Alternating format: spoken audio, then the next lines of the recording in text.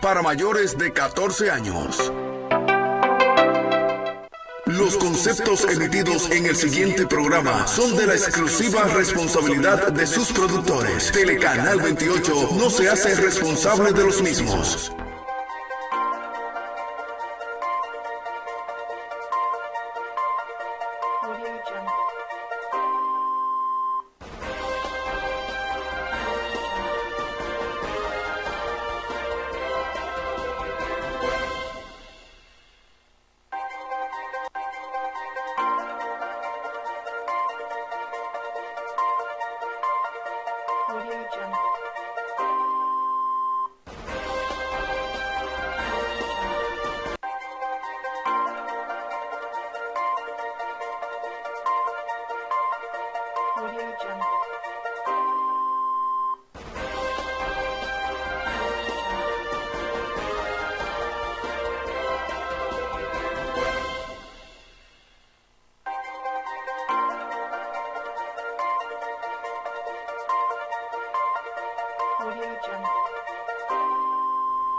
Señores, buenas, saludos a ustedes.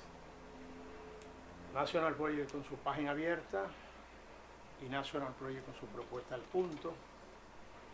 Esta es la escuela de la UAS, porque en este programa los temas y los ejes temáticos giran alrededor de aspectos relacionados tanto con la filosofía, con la economía, con la historia política y con la política pura, no politiquería de partido político, lo que quiere decir que aquí no se tratan temas partidarios, aquí se tratan temas políticos, y alrededor de esos temas políticos todas las semanas nosotros contamos con especialistas y con expertos egresados de varias universidades, pero en este contexto nosotros estamos trabajando con las luces, con las inquietudes de hombres y mujeres que han salido de la UAS, son egresados de la Universidad Autónoma de Santo Domingo, la que en 1966 se aperturó a los hombres y mujeres que no podíamos acudir a una universidad de dinero, sino a una universidad de los pobres, la Universidad del Estado, la UAS, con mucho contenido y precisamente marcando historia. La UAS ha marcado una mística en el quehacer político de la República Dominicana, quiera o no, según señala mucha gente. Esta mañana contamos con la presencia de un compañero, colegas, politólogo, que se había distraído porque estaba en gestiones, pero Miguel Cabrera es profesor de la universidad del Departamento de Investigación, con casi un doctorado en filosofía. Dijo: yo quiero compartir con Rodríguez Solís, porque tú siempre me hablas de Rodríguez Solís y yo quiero conocerlo. Sí, aquí estamos, Cabrera y Rodríguez Solís, los dos egresados de la Universidad Autónoma de Santo Domingo. Con ellos nosotros vamos a pasar revistas sobre temas y contenidos de importancia para los jóvenes de hoy y quienes piensan en el futuro de la República Dominicana. Y por qué no decir que tenemos un documento en el que aparecen todos los presidentes que ha tenido la República Dominicana.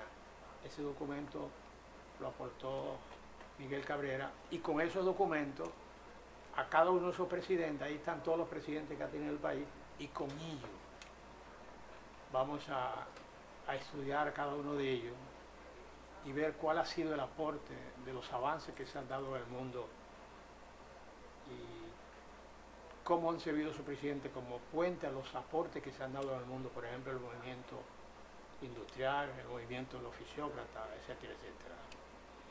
Y precisamente vamos, después de nuestros anunciantes, vamos a ya traer con nosotros a los dos invitados, Miguel Cabrera y Rodríguez Solís.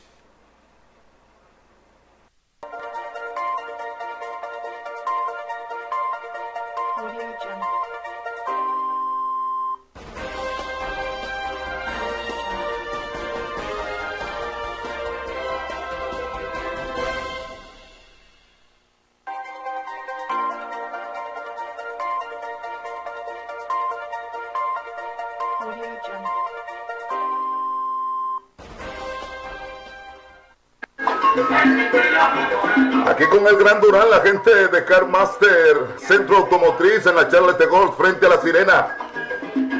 Especialistas en frenos, alineación, balanceo, mecánica en general, diagnóstico eléctrico. La gente del Centro Automotriz Car Master, al ritmo de la salsera, con el Gran Durán. Centro Automotriz Car Master.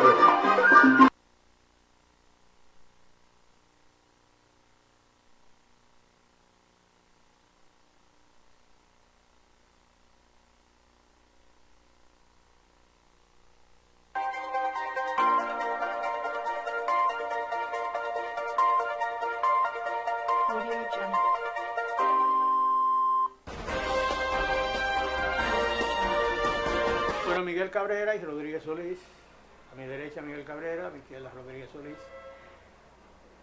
dando un repaso a lo que es el gran movimiento del siglo pasado, el movimiento del siglo XVIII y XIX, el movimiento de los fisiócratas del siglo XVIII, siglo XIX. Entonces, ¿qué fue ese gran movimiento? Vamos a dar la oportunidad a Cabrera, luego a nuestro invitado Rodríguez Solís, para que amplíe, refute o considere, haga su consideración sobre ese gran movimiento del siglo XVIII, siglo XIX. Me siento muy bien con la presencia de Rodríguez Solís. Hacía días, por no decir semanas, que le estaba diciendo al amigo Luis Montero que sería bueno la presencia de él para que hiciéramos un debate, una discusión sobre algunos de los temas que habíamos planteado en programas pasados. Dentro de esos temas que se discutieron está el tema de los fisiócratas. Pero antes de hablar de los fisiócratas, Luis, es importante señalar el caso de los mercantilistas, porque los fisiócratas surgieron como una reacción en contra de las posiciones planteadas por los mercantilistas, quienes habían sido representantes de una escuela que se formó en los siglos XV, XVI, XVII y principios en los primeros años y décadas del siglo XVIII. Es decir, que debemos de remontarnos a ese pasado, ese antecedente, que es muy importante para nosotros ver por qué surgieron los fisiócratas, es decir, qué motivó que los fisiócratas hicieran presencia en el escenario de la teoría económica. En este caso, los mercantilistas señalaban elementos que fueron rechazados por los fisiócratas, como el caso de la intervención del Estado en la economía. Eso fue un elemento de discusión, de rechazo por parte de los fisiócratas, porque ellos decían que no debía existir y haber una intervención del Estado en la economía.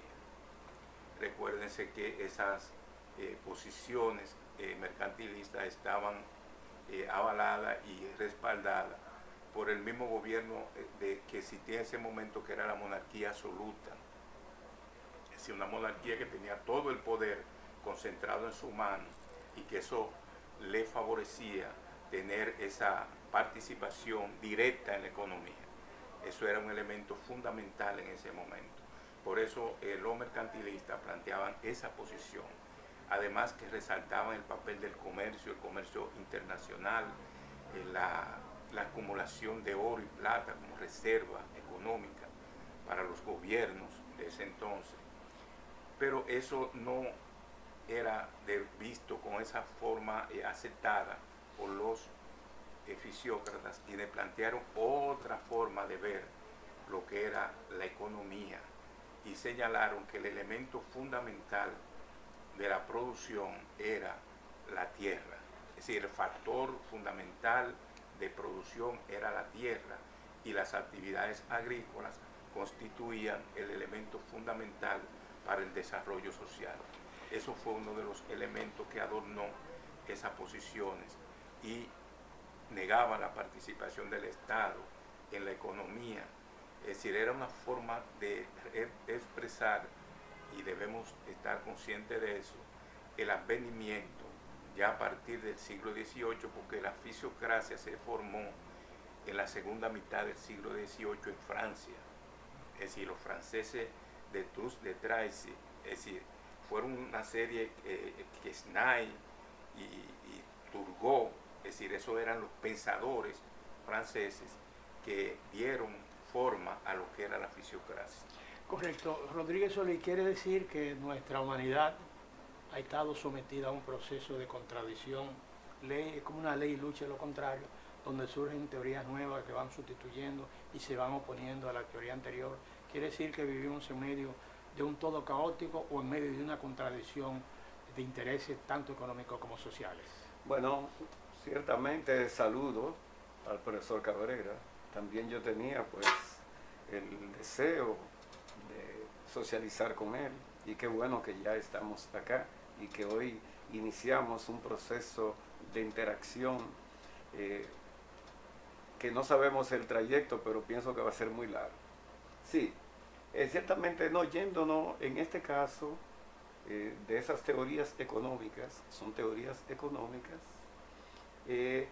no, en este caso no es completamente la ley de la negación de la negación, ni es una lucha de intereses contrapuestos y una visión de sociedad diferente a la que propugnaban en ese momento. Ciertamente, el mercantilismo y la teoría mercantilista, la escuela mercantilista, surge formalmente en el año 1500, iniciando el siglo XVI, y concluye básicamente en el siglo XIX, digamos en el siglo XVIII mediados, 1850, cuando surge la escuela clásica de Adam Smith. Ellos vienen de 1500 a 1700, prácticamente cerca de 1850. Ciertamente, como señalaba Cabrera, la visión mercantilista, lo central, era una participación directa del gobierno de la economía, conseguir fortalecerse a través de las exportaciones para emprender campañas de colonización, para así tener mercados asegurados, y mantenían un estatus, porque en Europa todavía existían, y lo dijo hoy con la monarquía absoluta, es un paso avanzado con relación a los estadios que se estudian de otros regímenes, pero aún se preservaba la parte del sistema feudal. Había una serie de reductos del sistema feudal, estaba en el asunto de la nobleza, estaba todo eso.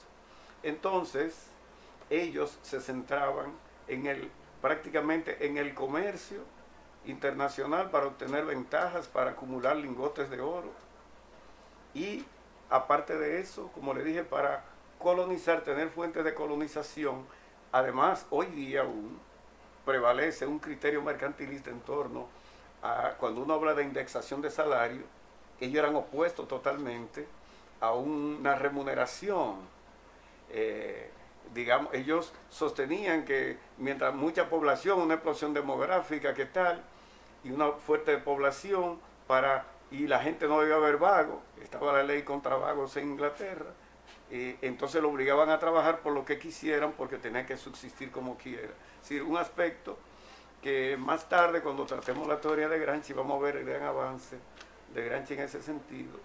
Pero ellos ciertamente era cerrado porque era una monarquía absoluta y su visión económica se centraba en eso. Mientras que los fisiócratas surgen a mediados del siglo XVIII, está específicamente 1756. Tanto Quesnay como Turgot son los principales exponentes de esa escuela, la cual, entre sus fundamentos propios, sus principios fundamentales, tenía el orden natural. Ellos decían que todo lo que no entrara en contradicción con la existencia del hombre eran actividades que se podían realizar, y centraron su papel en la parte de la agricultura. Para ellos la agricultura era la actividad más importante. La industrial y el comercio eran actividades complementarias. Ellos también, porque ahí es que digo que no es la negación de la negación en lo absoluto, porque ellos difieren en el principio de dejar hacer, dejar pasar, que lo enarboló la escuela fisiócrata, porque ya en Francia, en ese momento se estaban cocinando una serie de acciones del campesinado contra la nobleza, y venía un movimiento, un arduo movimiento, y que al final ya se produciría lo que se conoce como el periodo de revoluciones, destacando a 1789, la Revolución Francesa, ¿verdad? Entonces, los fisiócratas prácticamente tenían en el aspecto del ideal, y como estaba Turgot y Quesnay, eran exponentes del liberalismo. Exponentes del liberalismo porque ya luego, como doctrina, enarbolan uno de los principios básicos, que es dejar hacer, dejar pasar, y entonces esa es una de las fuentes fundamentales del liberalismo económico, y en el aspecto político también del liberalismo político. Entonces, ¿cuál es la importancia? Porque fue una escuela que existió por 20 años, porque ciertamente Turgot perdió su cargo en el gobierno francés, y entonces la escuela se rezagó, y ahí vino la publicación de la obra La riqueza de las naciones de Adam Smith, y se inicia ahí la escuela clásica. Muy importante, porque la agricultura ha venido siendo, independientemente de que ya vamos a ver, vamos a hablar de la revolución industrial, la agricultura ha jugado un rol fundamental. Y a pesar de que se dio el paso hacia la economía de servicio después de pasar por la industrialización, la agricultura sigue siendo una actividad muy imprescindible para la actividad humana, aunque no concentre la cantidad de recursos que concentran las otras, porque la agricultura requiere de más riesgos y más recursos, y esta nueva clase que se ha formado, y más con el imperio de la globalización, pues entonces se ha buscado la economía de servicio, que es una forma de hacer acumulación con el menor riesgo posible y con la menor inversión posible. Sí, es un tema muy importante, Solís, porque a partir de ahí es que vemos cómo se va estructurando todo el sistema capitalista, es decir, en una situación que favorece, toda esa teoría van en camino a lo que era el fortalecimiento de la ideología capitalista que se estaba conformando, porque ¿qué pasó en ese momento? Que ya se habían desarrollado manufacturas, y esas manufacturas que iban avanzando fueron tomando cuerpo hasta crearse lo que era todo un conglomerado de fuerza que dieron lugar a que aparecieran ya las clases burguesas, es decir, en los llamados burgos, que eran ciudades, es decir, ahí se fueron formando, que de ahí viene la palabra burguesía, es decir, en esos burgos se fueron conformando toda esa empresa, toda esa producción que se iba dando, comercial también, porque la burguesía también acaparó el área comercial, el área del comercio y de la producción, y esas grandes manufacturas que se fueron conformando en ese momento dieron lugar a lo que fueron las industrias capitalistas, que como tú bien señalas, más adelante vamos a ver otra teoría que viene, que fue ya los clásicos, los llamados liberales, es decir, esa Adam Smith, David Ricardo, pero esos dos pensadores, grandes pensadores, fueron representantes en el plano ideológico y del pensamiento de lo que era la burguesía, que iba ya tomando cuerpo y iba ya conformando y creando todo lo que era un andamiaje económico, social y político, hasta llegar a lo que fue en 1889 la toma del poder en Francia con la Revolución Francesa. Exactamente. Sí, yo quiero decirles algo a ustedes, para darte la palabra, y después de tu participación vamos con nuestros anunciantes. Ustedes saben que aquí en la República Dominicana, aquí en Santo Domingo, hubo una escuela de los fisiócratas. Aquí hubo una profesora, ustedes la conocen, se llama Lucy de Silva. Lucy de Silva. Ella tenía una escuela que se llama Henry York. La escuela de Henry York, en esa escuela preparaban cursos de 3, 4 y 5 horas, donde precisamente se hablaba de la pobreza y riqueza de las naciones y ponían mucho énfasis en lo que es el tema fisiócrata, la tierra como factor de riqueza. Sí, ciertamente. ¿Te recuerdas, verdad? Sí, la visión, sí, porque ellos dependían de la Asunción Silva y ella tenía esa escuela Lucy. Que el esposo murió, el esposo murió, ella quedó siendo dirigiendo la escuela. Exactamente. Ciertamente, la visión en el aspecto de la, como decía Cabrera, se da una contraposición entre lo que es parte del mercantilismo y los fisiócratas, porque básicamente la parte de los mercantilistas eran conservadores, estaba el conservadurismo. Entonces, como tal, se concebía,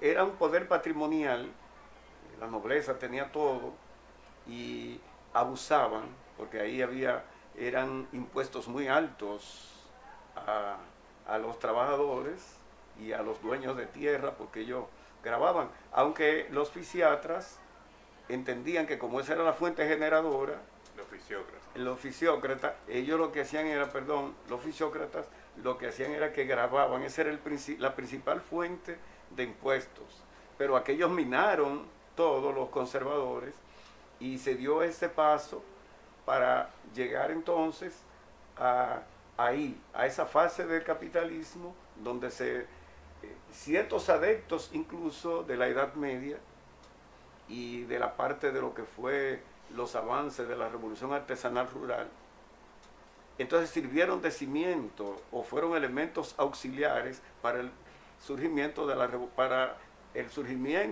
y desarrollo de la revolución industrial en su primera fase. Sí, ahí se fue desarrollando ya otro tipo de producción, porque el problema que se da con la revolución industrial, que vamos a ver más adelante, es ese caso que se da.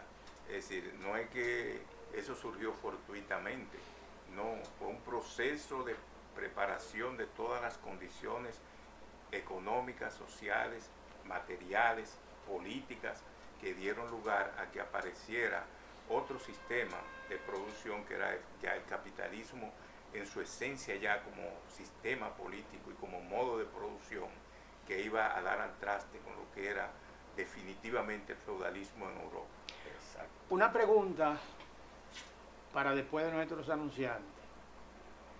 La tierra, el trabajo y el capital en la actualidad son los únicos factores productores de riqueza. Y esta respuesta yo creo que usted me la den después que cumplamos con nuestros anunciantes, para que cumplamos con Mario Solís, que nos está viendo.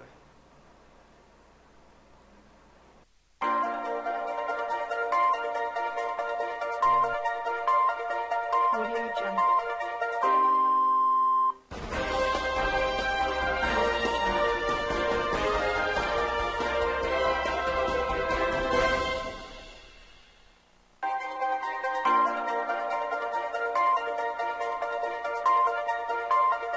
Audio Jungle.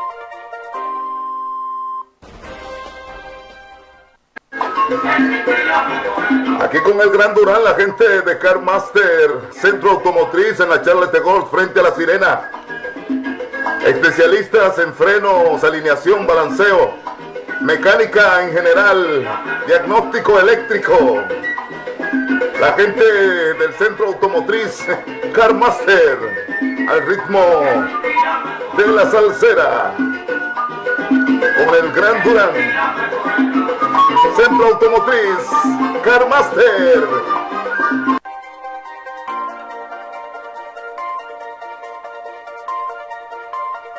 Audio Jungle.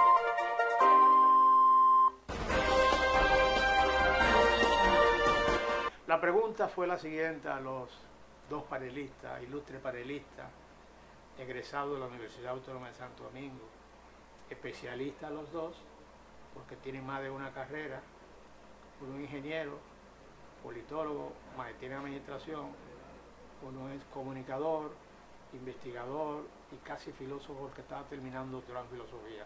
Por eso es que nosotros somos una gran escuela. Este programa es una gran escuela. Que yo quiero que los jóvenes pongan mucha atención en la participación de estos panelistas que nosotros siempre traemos a nuestro programa, porque son personas, no son de AA ni de AAA, son de grandes ligas. La pregunta fue la siguiente. En la actualidad, la tierra, el trabajo y el capital son los únicos factores productores de riqueza. Bueno, el tiempo ha variado. Nosotros debemos hacer un análisis teniendo como base la situación cambiante que se ha vivido en el mundo y en la humanidad. En esa época, los fisiócratas planteaban que la fuente fundamental y los elementos de producción fundamentales era el trabajo y la tierra. Pero ahora no. Ahora lo que se plantea en este capitalismo global que se vive a nivel de casi todos los países del mundo, los factores de producción más importantes y fundamentales se considera el capital y el trabajo. Es decir, eso se ha reducido ya en el capitalismo que vivimos hoy, porque ya nosotros hemos pasado, la humanidad me refiero, a otra etapa. Es decir, la etapa en que la tierra, a pesar de que es importante, la actividad agrícola, la actividad industrial y la actividad de los servicios, son básicos para la creación de riqueza, pero tenemos que ver cuáles son los que desempeñan un papel básico en esa producción de bienes y servicios. Es decir, la tierra, el sector campesino, el sector terrateniente, he visto ya en esta época, se ha visto como un remanente de lo que era el sistema feudal. Es decir, ese sistema feudal que existió en Europa de manera nítida, pero que hay que ser claro que en América Latina no se dio de esa manera. Es decir, en América Latina nosotros no tuvimos, ni en República Dominicana menos, un sistema feudal. Es decir, aquí no hubo feudalismo. Y eso hay que destacarlo, a pesar de que habían campesinos y habían dueños de tierras, habían dueños de ganado, es decir, una producción agropecuaria bastante definida y bien organizada en un sistema que le llamaron los ateros, es decir, ese sistema de oligárquico que se dio en ese momento, que era una oligarquía que no pasaba de ser comunitaria. Es decir, se dice que los ateros, los dueños de los grandes ganados y de la tierra, vivían ahí conjuntamente con los productores. Es decir, eso hay que ver la característica que se dio en el país y algunos países de América Latina, cómo se fue dando ese proceso, para uno entonces llegar a una conclusión de que en estos momentos ya el país se enrumba, en el caso de la República Dominicana, en un desarrollo capitalista que no se puede decir que el factor fundamental sería, como era en ese caso, en ese entonces, cuando hablamos de los fisiócratas, no es el trabajo y la tierra, porque ya ha habido un avance en el sistema capitalista, en el modo de producción capitalista, y eso modifica también esos factores de producción. Es decir, al darse un cambio de sistema, de modo de producción, también esos elementos y factores de producción se ven tan modificados y cambiados. Por eso es que nosotros vemos que hay otros niveles de desarrollo en la República Dominicana, en gran parte de América Latina. Hay países que tienen ya un desarrollo medio, es decir, un desarrollo que incluso nosotros ya estamos entrando en un proceso donde hay una burguesía, hay un sector empresarial y productivo que tiene otra connotación, que no se asemeja ni cerca de 50 años atrás.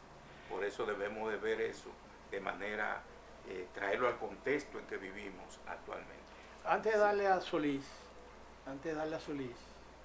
Juan Bosch en su obra Composición Social Dominicana hablaba de la oligarquía en sus dos modalidades, la oligarquía esclavista y la oligarquía patriarcal, y definía las características de la oligarquía nuestra, porque era patriarcal, y definía la oligarquía de Cuba y de esos otros países porque era esclavista. Sí, pero había, es bueno aclarar, Montero, que habían esas dos, la oligarquía... Esclavista y patriarcal. No, había una oligarquía esclavista azucarera.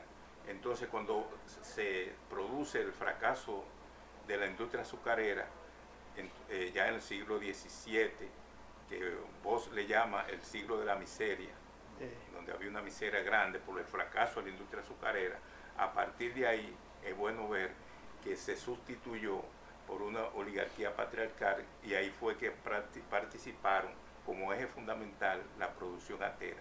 Es decir, que se dio ese caso, en ese momento se dieron esos cambios que se fueron produciendo de oligarquía. Ahora, el caso de América Latina, o por ejemplo, vamos a ver el Caribe, el caso de Cuba, de Haití, se dio una economía de plantación. Entonces, esa economía de plantación que se produjo en Cuba y que se produjo en Haití, por ejemplo, para poner dos casos fundamentales, esa economía de plantación tuvo una forma esclavista diferente. ¿Por qué? Porque la explotación era con más fuerza.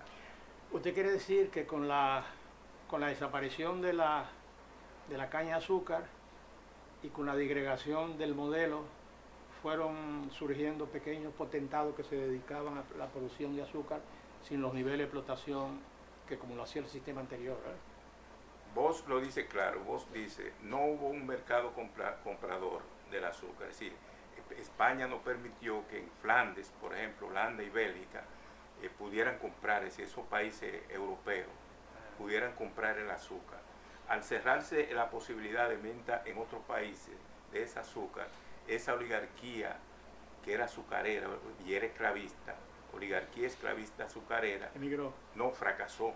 Entonces el fracaso de esa industria azucarera retrotrajo el sistema político y social y económico dominicano a una etapa anterior que es la patriarcal. Pero por eso fue un retroceso.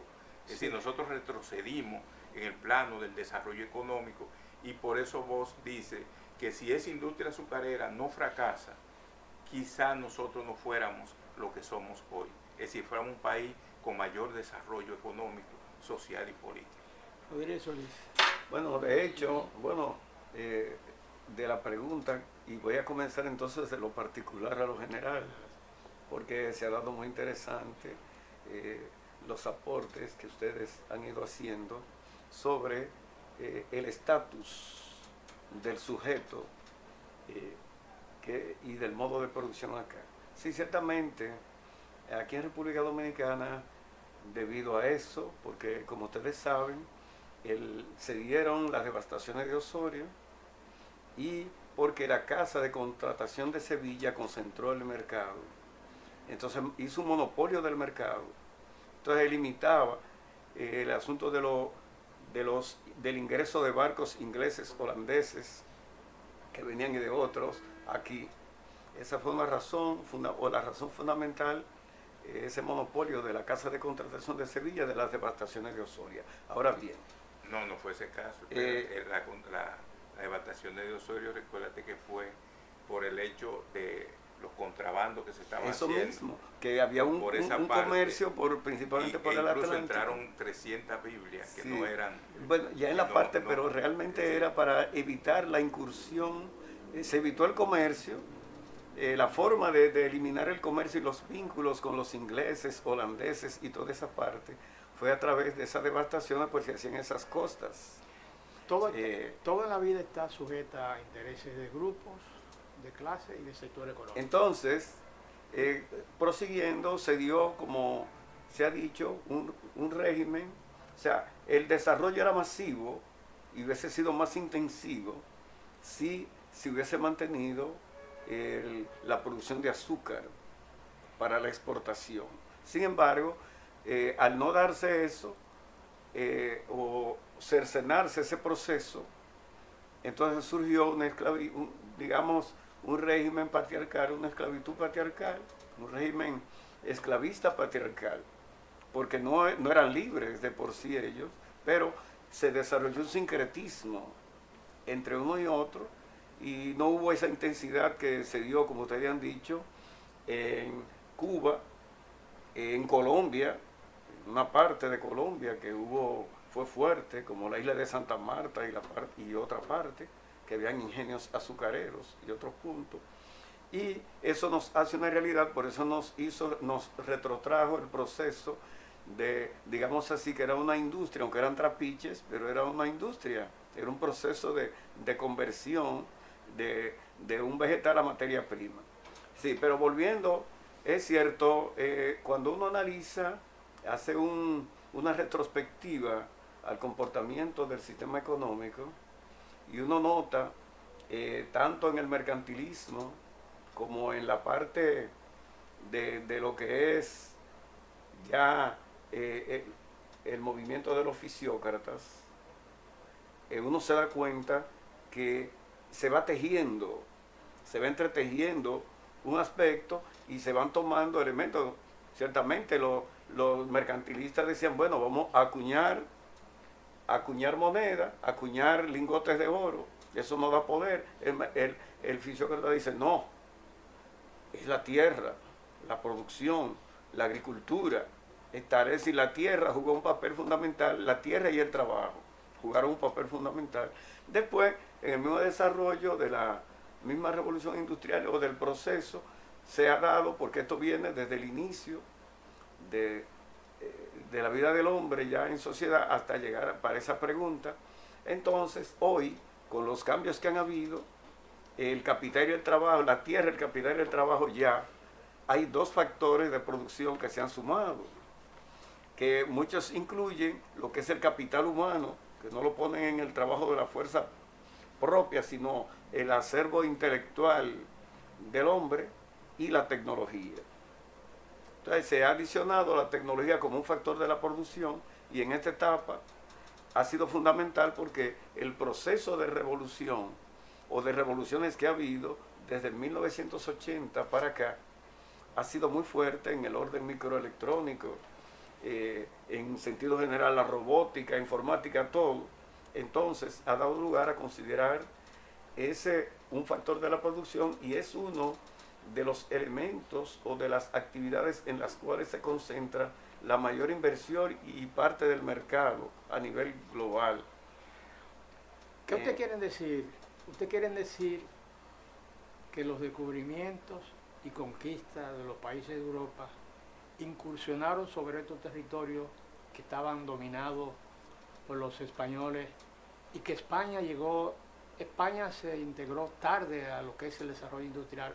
¿Quieren ustedes decir que la producción azucarera a que nos dedicábamos nosotros en ese siglo recibió los efectos de invasores que tocaban nuestro continente en busca de oro, en busca de piel para llevarlos a sus respectivos países, y eso provocó que la Casa de Contratación de Sevilla se diera cuenta que los ingresos que estaba percibiendo como fruto de la producción azucarera aquí en el continente, aquí de manera particular en el Caribe, era muy escasa, y se viera precisado precisamente a cerrar todos los ingenios y precisamente a irse para Cuba, donde la explotación era más intensa, y aquí quedaron unos pequeños productores de azúcar que era en modo patriarcal, que tenían esclavos, pero que vivían en combinación con ellos, le compraban la ropa, etcétera, etcétera. Sí, era esclavitud.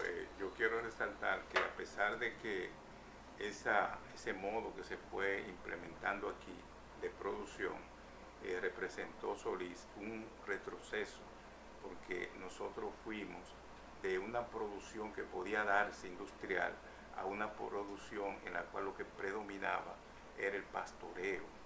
Es decir, el pastoreo, que era una de las herramientas que se utilizaron cuando el hombre empezó a ir descubriendo la forma de domesticar y de dominar la naturaleza. Es decir, nosotros fuimos retrocediendo, es decir, un retroceso. Fíjate que Juan Bosch, en su libro Composición Social Dominicana, señala que Haití tenía 700 ingenios, mientras nosotros lo que teníamos eran varios trapiches, es decir, trapiches que eran manejados por animales, por fuerza animal, mientras que aquello era a fuerza de vapor, ya ingenios, que no era lo mismo ingenios a trapiches. Entonces ese caso nos lleva a ver las cosas de manera distinta a cómo fueron y cómo se desarrollaron de manera directa en cuanto a lo que fue la situación de España. Y ahí voy a la pregunta de Montero. La situación de España no era la misma que la de Francia en el plano del desarrollo industrial, desarrollo en cuanto a lo que era la producción. Por eso es que Haití se iba desarrollando de una manera acelerada y era la colonia europea más próspera que tenían en el Caribe, porque fue colonizada por una potencia que tenía cierto desarrollo económico capitalista, que era el caso de Francia. Nosotros fuimos colonizados por España y España no tenía esos niveles de desarrollo. Recuérdense que cuando España vino aquí, llegó a América y a colonizar, en ese mismo instante, en 1492, era que se liberaba Granada de la ocupación árabe. Es decir, ese elemento hay que verlo. España había estado 800 años bajo el dominio árabe. En lucha con los moros. Con los moros, con los problema, árabes. Por un problema de carácter religioso. Sí, ¿verdad? por un problema que ya se había dado y que nosotros debemos tomar en cuenta. Eso provocó que mientras España diluía su tiempo y su espacio y su dinero y sus recursos en ese combate por su liberación con los árabes, el caso de Inglaterra, el caso de Francia era distinto. Eran potencias que se iban desarrollando, que iban avanzando, que iban logrando insertarse en lo que era el sistema capitalista mundial, que en ese momento, en esos siglos ya 15, 16, 17, 18 y 19, iba avanzando para lograr imponerse como sistema de dominación en todo el mundo. Una pregunta para ustedes. ¿Ustedes consideran que España se quedó rezagada frente al desarrollo, a la revolución industrial, como consecuencia de la ubicación geográfica donde estaba España, que no le posibilitó que llegara precisamente la gran revolución industrial de la maquinaria de España? Bueno, un problema de carácter geográfico, un no, posicionamiento de España. Ciertamente en la respuesta que dio Cabrera, de ahí se puede extraer, no es por la ubicación geográfica, no fue por la ubicación geográfica, porque ellos como que tenían acceso a lo que era el mar, a todo. Simplemente es una concepción de sociedad, porque los árabes duraron allá 8 años, ellos mantuvieron 800 años, 8 siglos, 8 siglos. y precisamente Granada fue el último baluarte moro que hubo en España. El reino español, España estaba dividido en 2 reinos, Castilla y Aragón, que ciertamente debido a la unión de la corona fue que se consolidó la empresa de la expansión hacia América. Sin embargo, España, todos los recursos, lo dice el mismo profesor Humboldt en la Composición Social Dominicana, en su actitud de enfrentar a esas naciones, a Francia, al mismo Inglaterra, se vio envuelto en muchos conflictos bélicos, agotó sus recursos, los recursos de la corona, en guerras. Y entonces, antepuso lo que no le dio la prioridad al desarrollo industrial, a la llegada, no desarrolló actividades en torno para perseguir el desarrollo, esa burguesía que lograra aupar y captar los adelantos que se habían obtenido en materia de producción o el avance que habían experimentado las fuerzas productivas en aquellos países.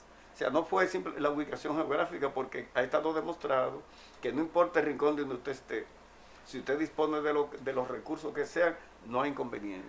Pero también se dio un caso. No fue la ubicación geográfica el único componente, porque hay expertos que dicen que el posicionamiento en que estuvo España le imposibilitó que pudiera penetrar la revolución industrial lo más rápido posible. Más adelante vamos a debatir sobre ese tema.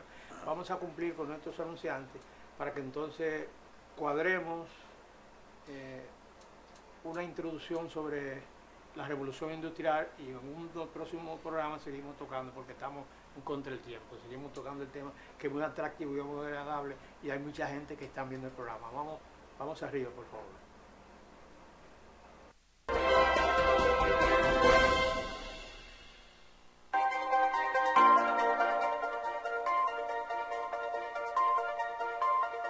Audio Jungle.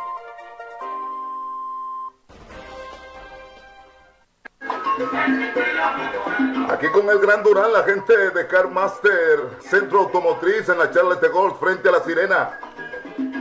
Especialistas en frenos, alineación, balanceo, mecánica en general, diagnóstico eléctrico. La gente del Centro Automotriz, Car Master, al ritmo de la salsera, con el Gran Durán. Centro Automotriz, Car Master.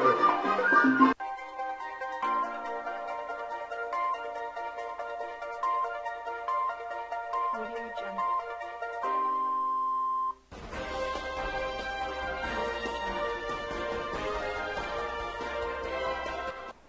Señores, las condiciones materiales de la sociedad parece que determinan el ser social, la conciencia social, las condiciones materiales.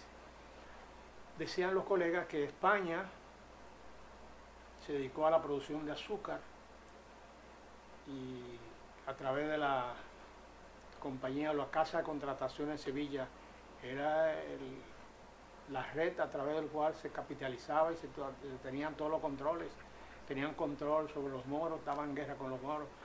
Pero hay algo importante.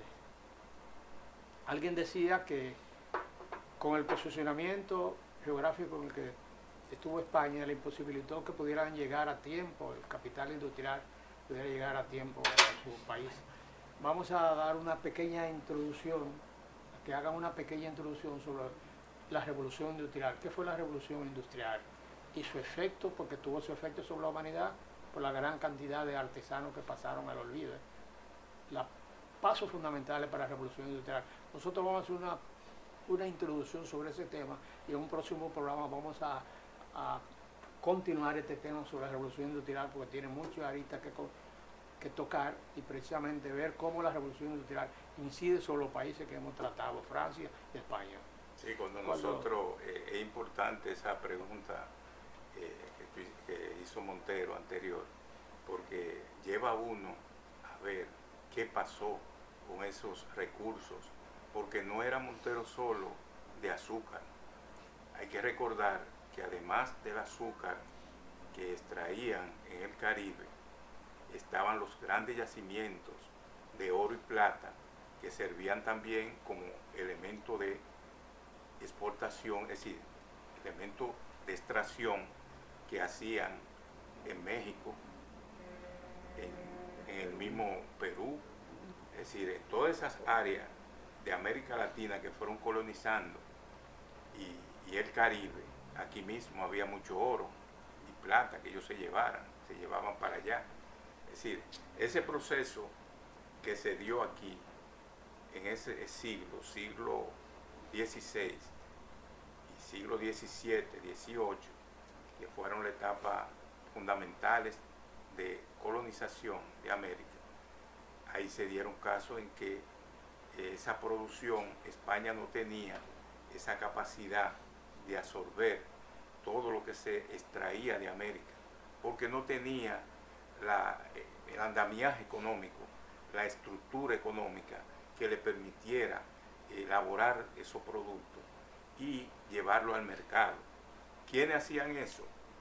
Inglaterra, Francia, Holanda, Bélgica, es decir, esos países fueron los que en realidad se beneficiaron en gran medida de todos esos recursos que España extraía de nuestros territorios.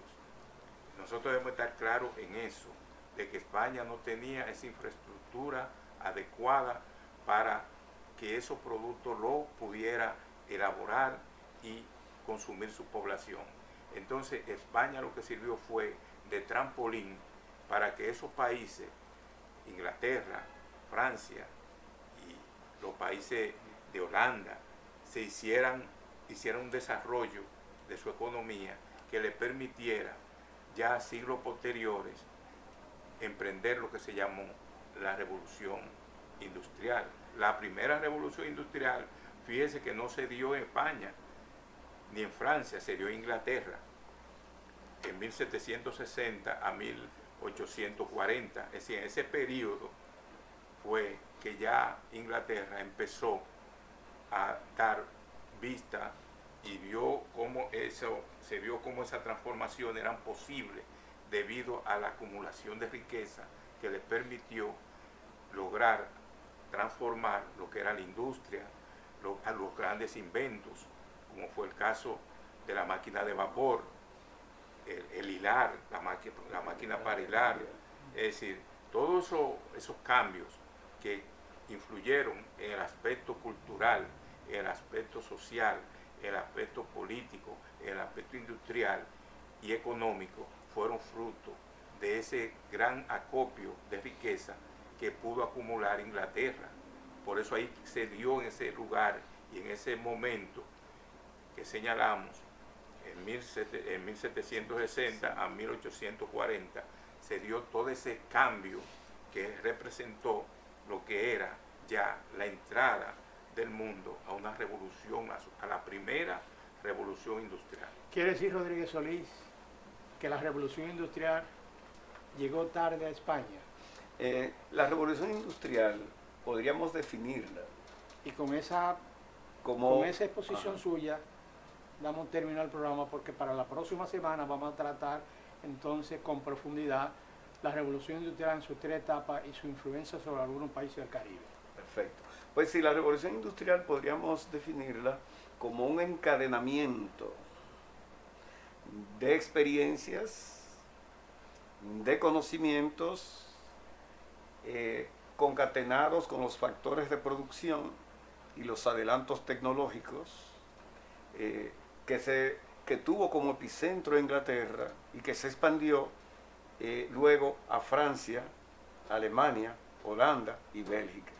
Ciertamente es un adelanto, porque cuando hablamos de la revolución industrial, porque hubieron otras revoluciones, inclusive se dio un movimiento desde la Edad Media y esa parte y parte de la moderna, donde hubo un gran avance de la artesanía rural y todo eso. Ellos no fueron elitistas, ellos incorporaron todo lo que era adelanto y entonces lograron compactar esas indumentarias y crearon las máquinas de vapor, el asunto de la hilandería. Sí, son 4 procesos importantes que tiene la revolución industrial en sus inicios y que ciertamente marcan de por sí el inicio de la consolidación de lo que es el poder moderno en Europa Occidental y en América.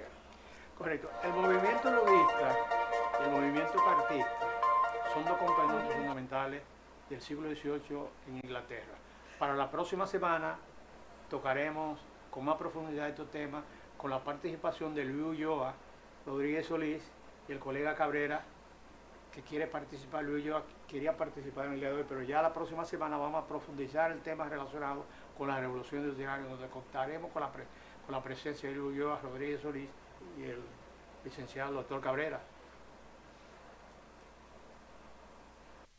Frente a la sirena, especialistas en frenos, alineación, balanceo, mecánica en general, diagnóstico eléctrico. La gente del centro automotriz Car Master, al ritmo de la salsera, con el Gran Durán.